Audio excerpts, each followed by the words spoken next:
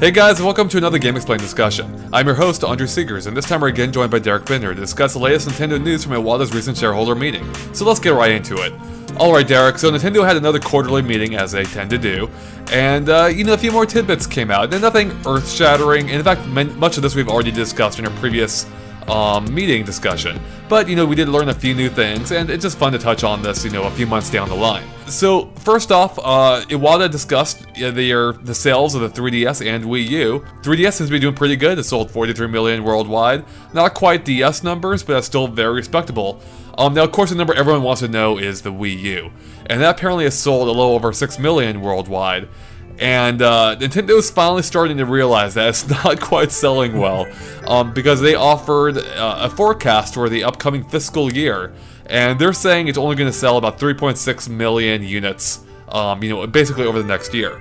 Now, Iwata did clarify that they're being conservative this time, so, offering a hope that it may sell more than that, but that's, it's still not a great number, and frankly, that probably is that's a far more realistic number than they've had before. So, real quick, what's your, take on those numbers? I mean, it's basically what we suspected. The 3DS is doing really well. It has all kinds of games to play. People are playing it. People are enjoying it. They love it. The same kind of effect is just not happening for the Wii U. Mm-hmm. We're just not getting...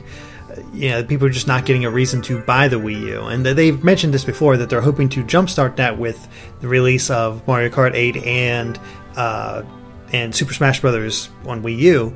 But that's still quite a big time difference between Mario Kart and Smash Bros. Right. So they're going to need some games in between there.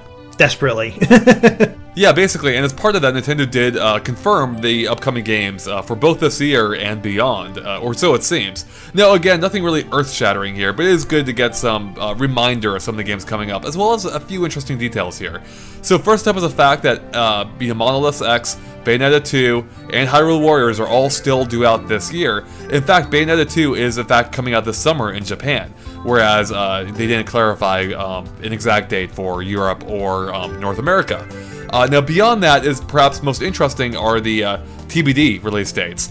And as part of that is the fact that Yarn Yoshi is not dead. And that in of itself is just really good news, because we've been wondering for basically 2 years now, where is that game? So it's good to see it, it's nice to see that that's not dead. You agree with that? Oh yeah, totally. I mean, we saw that one trailer for it, plus a few screenshots. We did the 2 analyses for it, or you did them. Which did them at least. super well, too. Like, that's why, it had... People were interested in the game. Exactly, right. And just nothing from them. So it is nice that it is still in development. I'm also really excited because another game listed on here as TBD is Shin Megami Tensei Cross Fire Emblem. Right. Which was a game I was really hyped for, because I love both those series, and to see them come together, it's like, oh, awesome. But again, hadn't heard anything for quite a while, yet they're still here under TBD, so please, give us a year, maybe 2015. Exactly, right. And there's one other game mentioned, or one other really noteworthy game, and that is Zelda. Now, of course, that's really not a surprise, because, Nintendo's kind of touched on this over, the past year or two, briefly. I think they even said they were considering showing it at E3 last year, and everyone was expecting to see it this year at E3. Now, the fact that it is a TBD release date, I mean, again, they probably wouldn't announce the release date before E3, but, I do think that this might further suggest that the game's not going to come out this year, and will likely be a 2015 title, especially because Iwata, or, throughout this whole meeting, did seem to emphasize, or at least to me, it seemed like Smash Bros. Is going to be the Wii U's holiday title. No, I think you're right. I mean, yeah, it'd be great to have Zelda again this year, but I think they can get away with not having it this winter, just because we do have Smash Brothers, and that should be a very big title for Nintendo. Right. And it looks like, hopefully, with all these other games coming out, being listed, it should provide some coverage from throughout the rest of the year after Mario Kart 8 comes out. I mean, Bayonetta 2, I mean, that was a bit of a cult classic, but that's a game for hardcore gamers, people who want to play that. I'm excited for it. Hyrule Warriors sort of fills the Zelda quotient. That's kind of a unique game, and did see some interest in that with our analysis. And there's actually, and real quick, there's actually another reason why I don't think Zelda will come out this year, because Hyrule Warriors does kind of fill, even though it's a totally different thing, it does kind of fill that, that Zelda gap, so. And then it looks like we are getting X. I don't know why we don't have a title for it yet, but it does look like we're getting something from that game this year, which maybe at E3 they'll finally show us give us a name and give us a release date. I have a feeling we will. At least I hope. I hope we have at least a name, but I'm pretty sure we'll get definitely a lot more coverage of that game. So it will be curious to see when that game comes out. I'm also maybe leaning toward 2015 for that one, but who knows? We'll find out very soon. Now, beyond the Wii U games, they also had a few other Wii U announcements. And first up was the fact that Mario Kart 8 is getting a Mario Kart TV app for your phone, or mobile devices. And it looks like it'll allow you to share ranking information and, as well as videos that you created using Mario Kart TV from the game. So I think this is interesting in that it shows Nintendo further, reaching out to the mobile market, better taking advantage of that. For me personally, I don't think I'm going to care about this. I already barely care about rankings as is. And even Mario, and we work with video personally, so sharing my highlight reels isn't something I care a lot about. It's a good feature, but if I think if I'm gonna look at them, it would be within Mario Kart itself, like when I'm looking at time trials or something. I doubt I'll ever look at it on my phone, and if I did, I'll just go to YouTube. I'll just look up other people's videos on YouTube, but I don't know. I think it's more promising for what it could mean in the future than what it means for Mario Kart, but what do you think? I'm pretty much right there with you. I mean, I've never really cared about rankings. I've never been good enough to be in the top bit, so I've never really worried about trying to get a good ranking in a game. I just try to have fun with it. And again, we do so much video editing, and by the time that app is supposed to come out, we'll be knee deep in Smash Brothers and Pokemon and everything else coming out that winter. We won't care. It's just not going to happen. Now, it could have some interesting features, like if they do a similar sort of thing, like with like Pokemon battles, like where you can record your Pokemon battles and upload them to YouTube and that sort of thing, and show your fights between your friends. That'd be kind of neat. If they take this app a little further. So there's some ideas here that could work, and I think people could be interested in. But as is, we're clearly not the market for this app. Yeah, no, we're definitely not. I just wonder if there is really going to be that big of a market for it. I mean, I like the idea of Nintendo doing stuff like this. I just don't think this app's going to do much. But, they're probably just testing the waters, see what happens, and, take it from there. Now, something else Nintendo announced Wii U related is that the system update that they had previously talked about is actually coming out next month, being June. And they actually showed off a final version, again, demonstrating how it's going to speed up how quickly you can access content on your Wii U. So basically, it looks like, once you start up the system, it'll give you a quick launch menu, which you're going to access like your favorite games from, and then it'll launch right into them, as opposed to having to go to the Wii U, main menu first. So it looks, it's a nice feature. It looks like it'll save some time. It's still not, like, to me, it's still not like the drastic speed increase, I was kind of hoping for, but it's an improvement. So, I don't know, what do you think? You saw the video, right? Yeah, I saw the video. It's definitely an improvement. I mean, the biggest noticeable improvement I saw was when they actually went to boot up the game, and the wait time for that was significantly shorter in my mind. Because I remember waiting, for certain games, I do have to wait there for, a good couple of seconds, which doesn't seem much, but you're just sitting there waiting for the game to start, and it's just a blank a static screen, so it doesn't do much for you. And it's nice to get to your game a little bit quicker. So I mean, it's a free update. I'll get it. It'll be nice to have.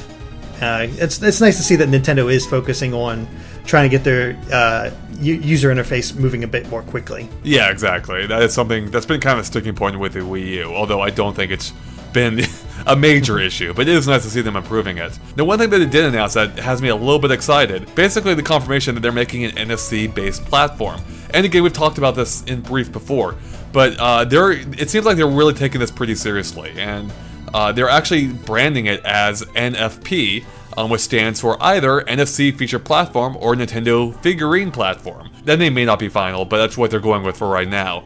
And as part of that, they announced that they will be showing off at least one major game at E3 that's going to take advantage of this NFC technology. And they even show a Mario figurine here, a pretty, pretty good-looking one, interfacing with 3 different games. And I think, and the idea behind that is to show that these figurines won't be tied to a specific game. Instead, Nintendo is saying that you'll be able to use these across multiple games. And in fact, not just games, but systems too. Because Nintendo showed off they're releasing a 3DS accessory that'll interface through the IR port on your 3DS, on which you'll be able to put these figurines as well. Because the 3DS doesn't have NFC built in, which they're probably kicking themselves for now. So this is all pretty interesting to me. So this is basically Nintendo's Skylanders, it seems like. They may be going about it in a slightly different way, but this is their Skylanders. But even Skylanders 2 could save data to the figurine itself, and that's what they're doing here. So I can think of many uses they could do with this. But before we get to that, I guess what's your overall take on taking all this news? It's interesting. I'm not quite as excited as you are. It's a cool little feature, but I'm trying to think, how would they do this for a game? And I think I need to see the game that they plan to use this for first, before I get a really good idea about what it can actually do. Well, you were saying before we even start recording this, you're like, this seems like it'd be perfect for Smash Brothers. Mm-hmm. It does definitely seem like a Smash Brothers type thing, because the key with Nintendo is they have so many properties, and Smash Brothers is the game that shows off all those properties. So you release Smash Brothers, you have all these different figurines that interact with Smash Brothers and this other game, and it crosses over Nintendo. So this, to me, is the best opportunity that we could have for Smash Brothers-esque games in other areas. So like Super Smash Bros. Golf, Super Smash Bros. Kart, that sort of thing, where it's multiple Nintendo characters and you use these figurines as a linking point between all those games. Yeah, it almost makes me wonder, and again, this is going off into Andre's crazy idea territory. But what if, it might be turning almost Smash Brothers into its own platform too, kind of. Along what you're just talking about right there. Like, what if you can take these figurines, that come out with Smash Brothers and use them in other games? Again, this is all theoretical. But I think Smash Brothers would make a lot of sense, especially with especially now that we know you can create custom movesets in that game. What if you can tie those custom movesets to your figurine, and that's how you can bring your figurine to your friend's game, for instance. Just take your figurine with you, and it automatically loads up your custom moveset that you created for that character. Makes perfect sense. There's that, and we already know that there's going to be some sort of interaction between the 3DS and Wii U versions of Smash Brothers. This could be another linking point where since the figurines would be able to interact with both as well. So it makes the most sense that that's the game that would be for that. However, I am probably more curious about what this exclusive game is that they're planning on debuting at E3, or likely debuting at E3, because I think that'll give us the best idea of what direction it's going. Smash Brothers makes a lot of sense, but will they follow our idea, or they have something else in mind? Yeah, I guess there is a fact that they are releasing a game specific to this. That might suggest Smash Brothers won't be in on this, although it does seem like a perfect platform for this, particularly with having the 3DS reader there. Obviously they want to cater, bring in more 3DS gamers to the Wii U, and what better way to do that is to use the game that'll be appearing on both platforms, creating more incentive to bring those Smash Brothers 3DS players over to the Wii U. But yeah, I agree. I do wonder what this new game could be. There's any number of possibilities. They could do Pokemon, which they kind of already touched on a little bit in Japan. They could do something entirely different.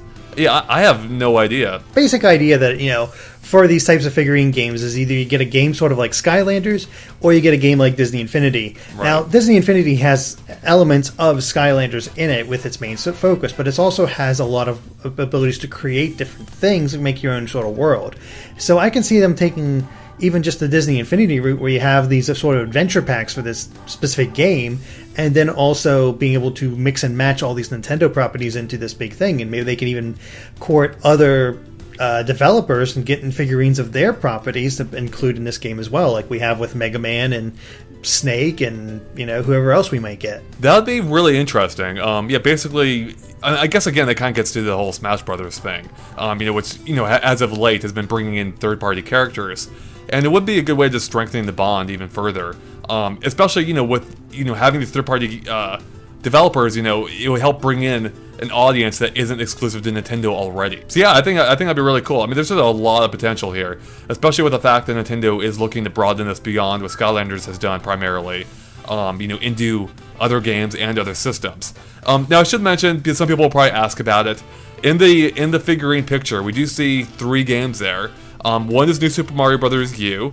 The second one is Super Mario 3D World, and the third one looks to me like Octopus Dance from Nintendo Land, based on the color scheme. It's hard to tell for sure. Now, I don't think that means anything, but, you know, if you want to look into it way too much, I'm sure you could. So, but I'll leave that to everyone else for once. The only thing I could potentially think of is that maybe pre-existing games, maybe future games of these types will have little, NFC features. Right. These figurines could do something in those games, but it's sort of like an unlockable type thing. That's the only thing I could think of. Sort of like the e-reader cards back in the day with the Game Boy Advance going way back. Wow, just a way to suck all the hype out of this, dude. Bring up the e-reader. Hey, at least with these things, you only have to put it on a little stand. You don't have to slide 10 different freaking cards. That's true, and it doesn't require a massive accessory, although I guess it still does require an accessory for the 3DS. Yeah, I mean, I think this is all interesting. I don't know if it's what the Wii U needs, because I think this is a great feature for an established user base. I mean, I guess as it will be on the 3DS potentially. But, for the Wii U, I don't know if it's really going to help. But again, I guess the fact that they are tying into 3DS, making the accessory exclusive to it to do this, which I'm guessing they'll bundle in with a game. They'll have to. They'll have to bundle in with a 3DS game. That might be a good way of getting people onto the Wii U. If you can use, basically these things you're already purchasing, if they have more value beyond the game that they already work with or come with, basically have added value to, whole second system. I think it could be really interesting, and maybe it will help Nintendo. It's just going to depend if they can do it in a unique way that's not going to just seem like more Skylanders or more Disney Infinity. Because I don't know people might be burning out on that, on that specific type of game. It's hard to say yet. Skylanders but both of those are still going strong, so Nintendo might not be in a bad. Might not be a bad idea. So We'll have to just wait and see. I'm very curious for E3 to see what they announce specifically for this type of technology. Yeah, absolutely.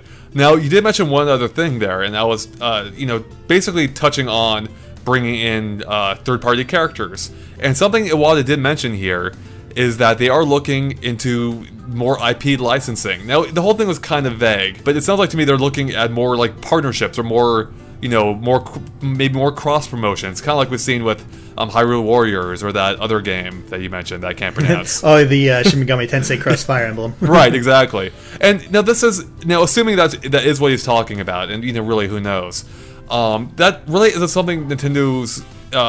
It's not something Nintendo's really a stranger to, because what's interesting is that's something they did a lot in the GameCube era, which is also. Perhaps fittingly, they're least successful console before the Wii U, and that's they back then they had crossovers with Sega with F-Zero GX or Namco with Star Fox, and they even had like that NBA game where Mario was in it for some reason. So I wonder if they're looking. So it seems like they're looking into doing that even more. Maybe just a little bit smarter this time around. But although the Sega partnership was pretty good back in the day, the Namco one is debatable. And the NBA one made no sense to me. Yeah, it's perfectly possible. I mean, it's always interesting to see other developers' takes on existing Nintendo properties to see what they can come up with. Because you honestly could get real gems like F-Zero GX. And while a lot of people get down on Metroid Other M, developed by Team Ninja. The gameplay for that was good. It's the storyline that everybody hates on. The gameplay worked fine. It's not my favorite Metroid as far as gameplay is concerned, but it wasn't a terrible game. Yeah, gameplay-wise. It was functional. So yeah, exactly. And I think these partnerships could yield different, really good results, especially if it plays to their strengths, as we're seeing with Hyrule Warriors. Tecmo Koei does this game all the freaking time. They know what to do with it. So to see them adapt Zelda to this makes a lot of sense, and it plays to that developer's strengths. And we already saw this with Pokemon Conquest, where they teamed up with these guys and combined Pokemon with Nobunaga's ambition, and I really loved that game. Right. Not developed by Nintendo at all, loved it. So I think other developers using their strengths on Nintendo games makes a lot of sense and could yield some really good games. Yeah, well, not just that, but more games. I mean, there's a couple factors here. One, the Wii U needs more games. And two, as we've talked about before, there's a lot of franchises Nintendo's been ignoring in favor of, more Mario. In fact, a ton of Mario. Zelda and Kirby really seem to be their go-to trifecta right now. And I would love to see, if they're able to use this opportunity to have other developers revisit their maybe less prominent franchises again, like they did during the GameCube era with F-Zero and Star Fox. I would love to see more games along those lines, and Nintendo really does need just more games in general. And I think giving IPs that might make sense to developers who make games in that style already could be really interesting. Again, kind of like Hyrule Warriors. That's something we wouldn't have expected to see. But I think it does, it could make sense. I mean, we're going to have to wait till the game finally comes out to see how it fully works. But yeah, it's very promising. Very curious to see what happens here, and hoping we'll see some benefits from this at E3. Now, speaking of the future, Iwata did touch on a little bit more of that in a couple different ways. For one, he talked about upcoming hardware. And he did say that they're, already working on their next systems, of course. But he also says that's something they're always doing, and he's even said that before, so that's really not a surprise. Nintendo, and I'm sure all the other hardware makers, are always working on the next system. Now the question is, will we see anything from that at E3? Because Iwata himself says when as to when we're releasing this, that's difficult to say at this point. Do you have any take on that? Not really. I mean, pretty much exactly what you said. I mean, these guys, the system makers are always working on the next one. As soon as PS4 and Xbox One finished development, they started work on PS5 and the Xbox 2, maybe. Mm-hmm. I don't know. And of course, Nintendo's doing the same. So it makes sense that they're working on their next generation of systems. What counts is like when they feel it's ready, do they have the idea for it, and when does it make the most sense to release it? Mm-hmm. Those are the factors. We don't know those factors yet. Only Nintendo knows. So it's interesting to see that they're working on the next generation. We'll see if that comes of anything anytime soon. But I have a feeling, as bad as the Wii U's doing, I still think it's going to be a couple of years out before we see any sign of the next system. Yeah, I don't think we'll see anything before 2016 at the soonest. Although I do think that would be a likely year if they are looking to replace it on the sooner end of things. But certainly not before then. I'd be very surprised. But I wouldn't put it past them to put out another SKU in the meantime, whether for 3DS or for the Wii U. But yeah, I mean, it seems like they are sticking to their guns. And they did mention that Wii U is profitable now, so they are actually making money off everyone sold, which can't be much because they're not selling. But that's good. They're no longer actively losing money on the hardware, so that's all promising.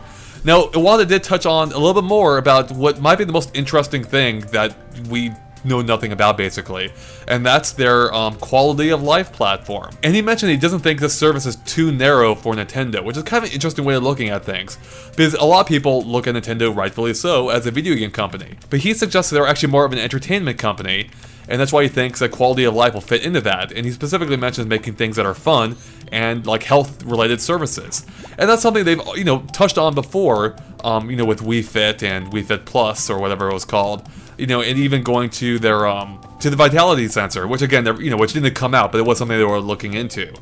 And so it seems like this is just a broadening or further venturing down that line of thought, and basically expanding beyond video games. In fact, he even mentions they're not pessimistic about games, but he wants more pillars as a safety net. Because if you look at like Microsoft and Sony, they have tons of divisions. They're not just video games. They're not just computers. They're not just TVs. There are various things. Although one could argue that's working to Sony's detriment right now, where the company as a whole is doing terrible, but their video game divisions are actually doing pretty okay. So that's actually quite a lot of information there. So what's your take on all that, Derek? What do you think about that? I mean, it does seem odd because you just associate Nintendo with games for so long. Mm-hmm. So to see them go into a different direction, completely separate of games, essentially, is quite unique. Yeah. However, they are correct. Nintendo knows how to hook people. They know how to get people into certain things. We saw that time and time again with just whatever they released on the Wii. It just worked almost every single time. Now, of course, some exceptions, but it's bound to happen. Right. But, I mean, this isn't being targeted at us. This is just Nintendo as a whole offering health services for people who wanted it and just making it basically, as they said, a support for themselves for their games. So they can keep the focus on games while making a tidy profit elsewhere hopefully. So it's not a bad idea, and I don't feel like it's taken away from their games at all. They just, if it does well, they hire more people, and they get that focused on, and it seems to make sense to me. We'll have to just see how it turns out. Yeah, I mean, that would be the concern, is will this detract from their games business? And again, we've talked about this before in our last discussion. And the thing is, I mean, I could see it going, but I mean, ultimately, Nintendo's going to go where the money is. I mean, what makes them money? So if this ends up making them a lot of money, I could see people being concerned that it might detract from their core business, especially if their core business continues on the trajectory it is, which hopefully it does not. But with that said, Nintendo has such a rich history here, such a wide array of IP, some of which they are ignoring, that they can't get rid of that entirely. Like, it'd be impossible. There is so much, it really is a treasure trove of just IP there, that no matter what, they can't ignore the games division entirely, if even remotely. With that said, one does wonder if it might cause maybe a bit of a brain drain. We've already seen Nintendo has limited resources ample times, as they seem to be almost incapable of supporting their console and handheld at the exact same times. They're either like focusing on one or the other for the most part, and so introducing another platform or service or whatever this ends up being, I can see potentially eating into that. But who knows? It does seem like they are handling this in the right way so far.